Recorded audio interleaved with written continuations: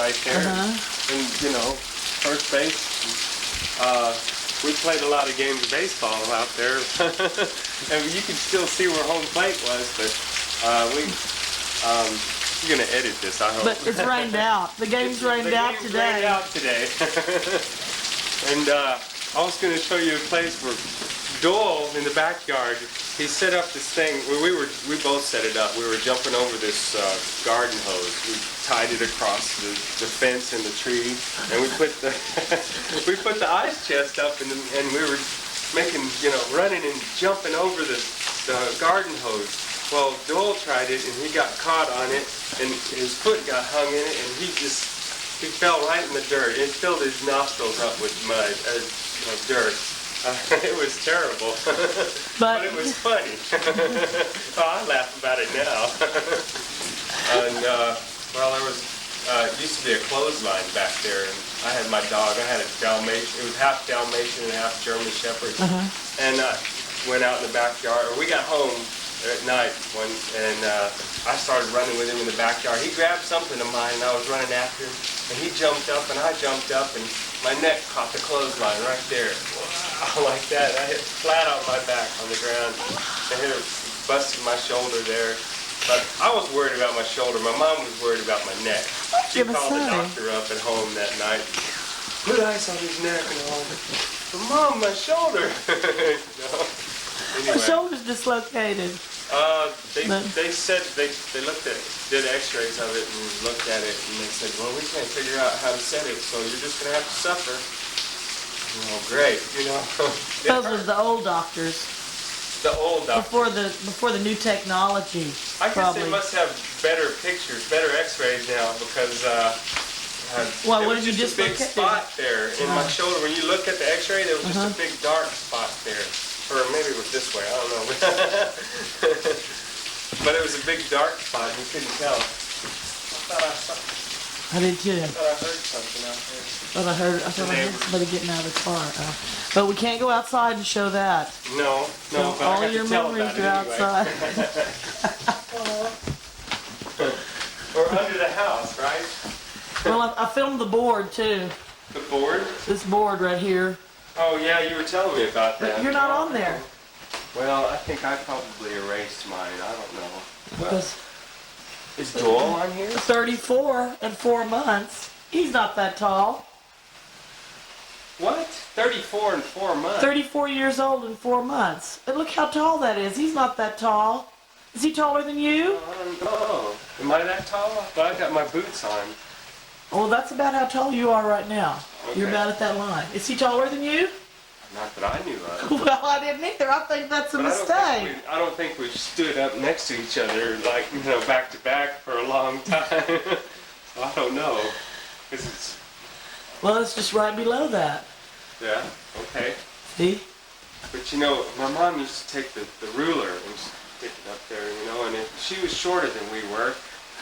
Oh, and so the ruler would be kind of like... tilted up like that. Oh, I see. Well, probably so. It might be.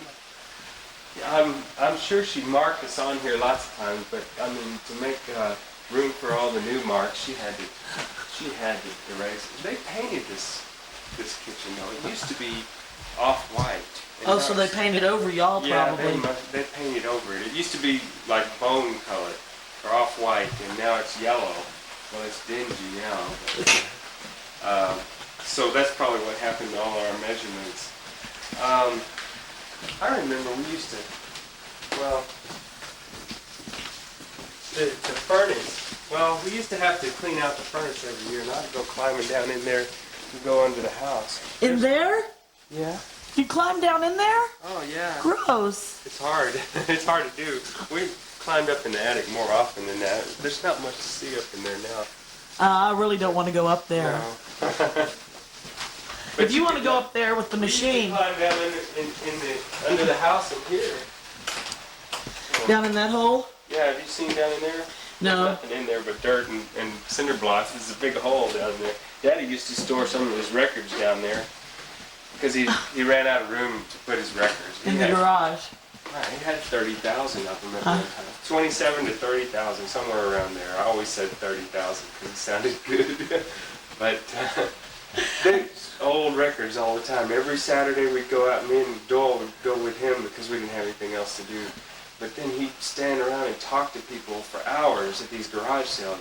Dad, we've looked already. Will you hurry up and go?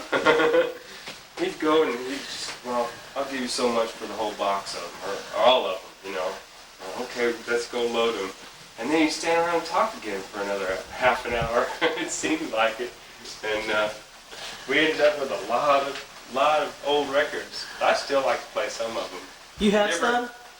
They're up at, we took the Edison record player. Have you ever seen those with the real thick records? They're a 1/4 of an inch thick.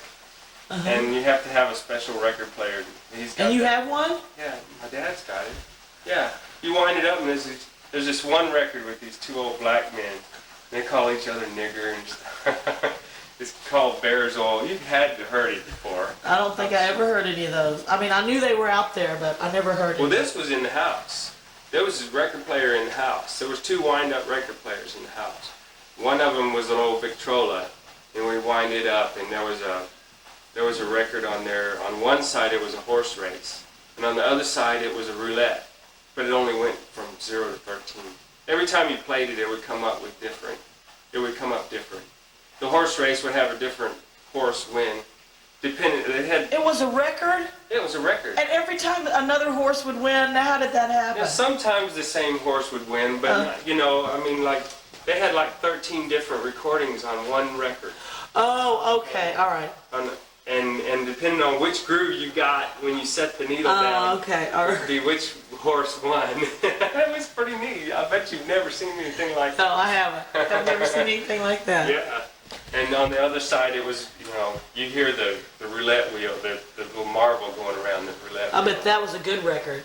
It was just sounds of a marble going around and landing in the little Well, thing. this guy would go, here we go again, there she spins. And then you'd hear the marble rattling around and it'd stop in one of the little pockets on the roulette wheel. And it's in the red, number 7 is the winner. We played that over and over and over again. It was fun. Stop it for a minute. Well, when we were teenagers, Doyle's bed was over there in the corner and my bed was over here. I had to have room to get to the closet, and we had the desk in between. And then we had the stereo set up on shelves up here.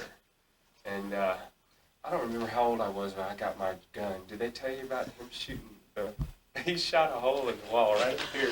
He just barely missed the stereo. Doyle did? Yeah, Doyle. He was looking at my gun. It was a over and under rifle, a 22 on top and a 410 shotgun on the bottom. And I kept it loaded because my dad kept his gun loaded, you know. But I always set it on the 22 side. I put a 410 shotgun shell in it and kept it loaded. He was playing, and he opened it up and didn't see a 22 shell in there.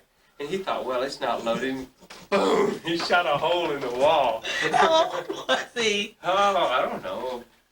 11, probably. 11, yeah.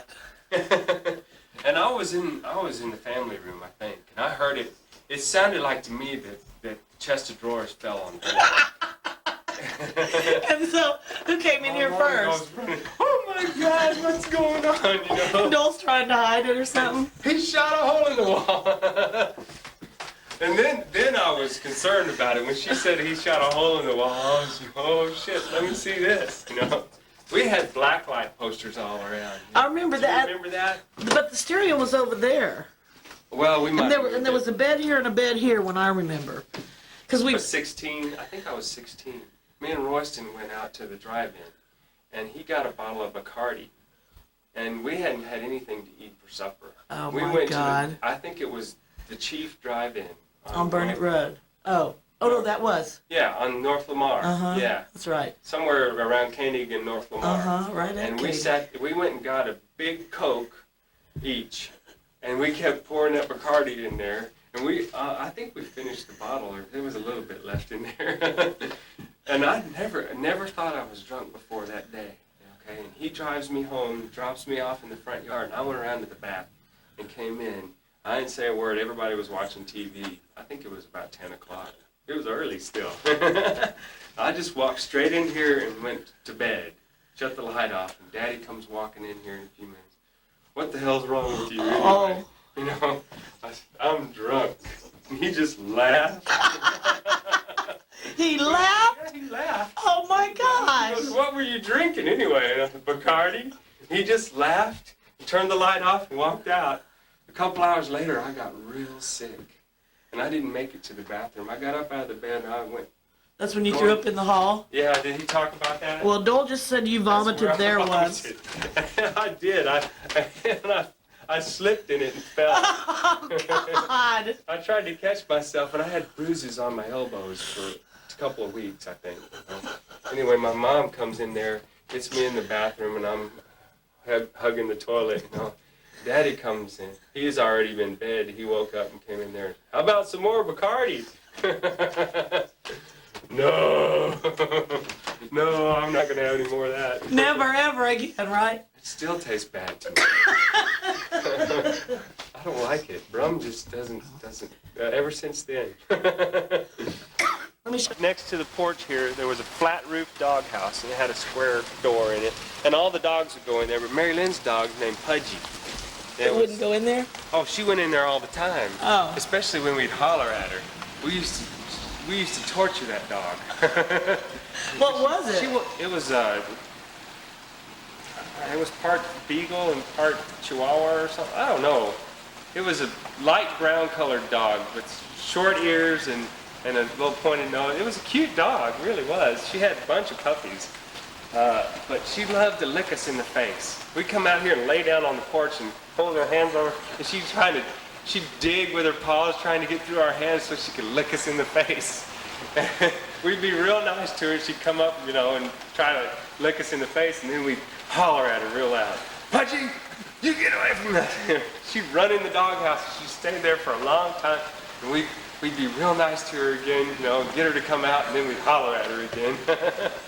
She's back and forth from the doghouse and out. We had a bunch of puppies, and one of them was a little runt, Bootsy, and she wouldn't have anything. She went under the house to have the puppies, that's right. And we had to go under there and get the puppies. Oh, me and Dole didn't mind going under the house. Oh, no, y'all like being locked under there. Yeah, we'd go crawling around under there, but we couldn't get very far up there. It'd get dark and... See who that was that got married.